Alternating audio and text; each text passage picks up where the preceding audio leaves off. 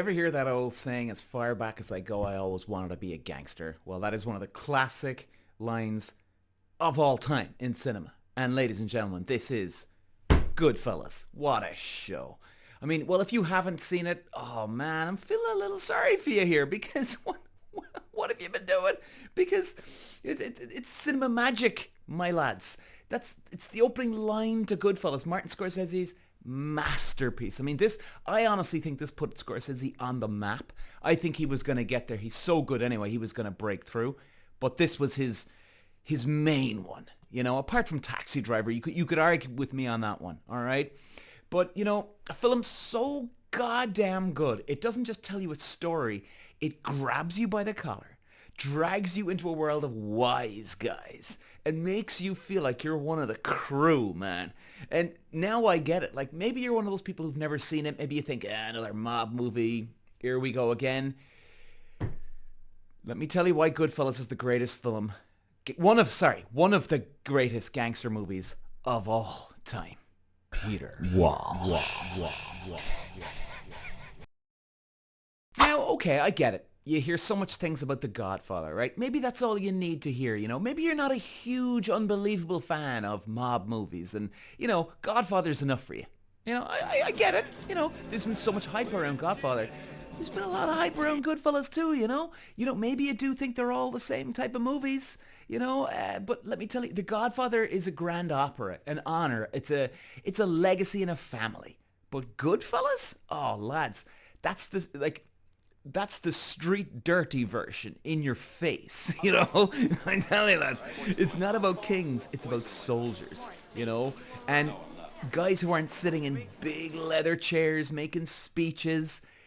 They're out busting heads, running schemes, and living fast. And it's not about the mob. It is the mob. And this movie doesn't romanticize anything. You know, it doesn't slow down. It doesn't ask for permission. It moves like a bullet, like a fucking bullet train with a killer soundtrack and a razor sharp dialogue. And, you know, it makes you laugh.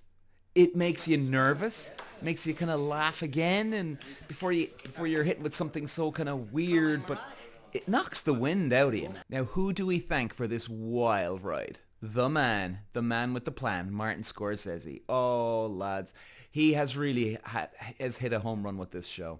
Martin Scorsese directs. He doesn't just direct this movie; he orchestrates it. Every frame, every cut, every tracking shot, it's a symphony of chaos and beauty.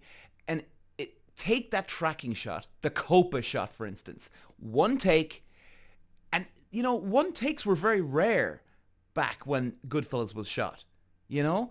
And Henry Hill and Karen, they glide through the back entrance of the Copacabana, weaving through the kitchen, past the staff straight to the table placed for them, all done in just one beautiful, sweet take, man. And that scene alone was a masterclass. Scorsese, I think, should have got an Oscar for just that alone. But just one moment in a movie packed with them. And we've got narration so smooth, it feels like silk. Freeze frame that hit like exclamation points, jump cuts that mirror the paranoia of a life on the edge, and then there's the cast. I mean, here we go with the cast, lads. I mean, I almost have to get my breath, just as in like, what an all-star lineup here. Ray Liotta, Robert De Niro, Joe Pesci. That's your holy trinity right there. Not to mention other amazing actors. Ray Liotta's Henry Hill gives a performance so electric, you can feel it humming under his skin. And he's our guide through. He's our navigator. He's our tour guide. And we believe him. Like, we get him. You know, he's a little bit of an outsider, right? As you'll see in this movie, he's not a pure Italian. Okay, he wasn't born in the Italian, I can't remember the word they say, but he doesn't go all the way back, right? His roots aren't traced back to the old Italy. So you can feel that about him. I mean, and De Niro, oh, I mean, God. De Niro, ice cold. Every nod, every glance, it's calculated. He doesn't need to yell to be terrifying. He just needs to look at you. And that's the power. I honestly think this was De Niro's best mob performance of all time. It was so raw, dirty. Now, you could argue with me on that about The Godfather Part 2. He was awesome, and let's not forget, he won the Oscar. But it was a different type of take, wasn't it? He was mimicking Marlon Brando. You know, you could still see he was De Niro, but he had to sort of follow the path to being the younger Brando. So, he didn't open up, I suppose. Maybe if you're getting what I'm saying here, lads, and if you're not, give me a bit of rope on this one, all right? You know what I mean? And I think this was De Niro unleashed. Maybe that's exactly what I'm looking for here. De Niro just unleashed. And then we get to Mr. Joe Pesci. Holy good Lord. He won the Oscar for this, by the way, if you didn't know this. And sweet, lovable Joe Pesci. Except in this movie, he's a goddamn monster. And a 5'4" stick of dynamite that could blow up in your face at any moment. His Tommy is one of the most unforgettable characters in film history. And the funny house scene? Oh, man. That wasn't even in the script, apparently. Did you know that? Pesci just did it. He went so deep into the role, even the actors didn't know if he was joking or if someone was about to get whacked. That's why he won the Oscar. That's why we're all talking about him. And then when you think everything's going great, kabang. Yes, not Joe Pesci blowing everything up quite yet, but everything just goes down the toilet.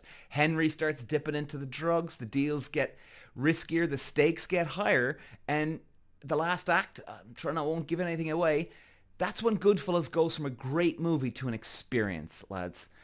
Henry's paranoia is our paranoia. The camera moves faster, the cuts get quicker, the music pounds, helicopters, are they real? Is he imagining them? Is it the drugs? The whole movie starts spiraling out of control, and we're right there with them. This isn't The Godfather. There's no poetic, no grand exit. There's just Henry broken and having to go a different route. All I'll say is I'll just leave it there. So what have we learned today, lads? The Goodfellas. It's a gangster classic? Oh yeah, it ticks every box. Scorsese, genius, ticks the box. Joe Pesci could even make a room full of mobsters nervous? Tick the box. But more than that, Goodfellas is almost the perfect movie. I mean, I honestly don't think, and you really have to be not a skeptic, but you have to be looking for flaws. Like, it's very tough to give a 10 out of 10, but this is bloody close, lads. And it doesn't wake a second. It never slows down. It's brutal. It's hilarious. It's exhilarating. It's the every reason every gangster movie after had to step up its game.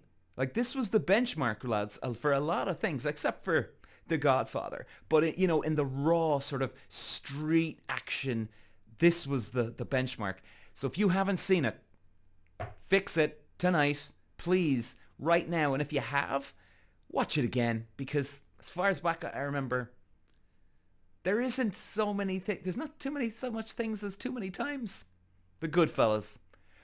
What a classic. Peter. Wow.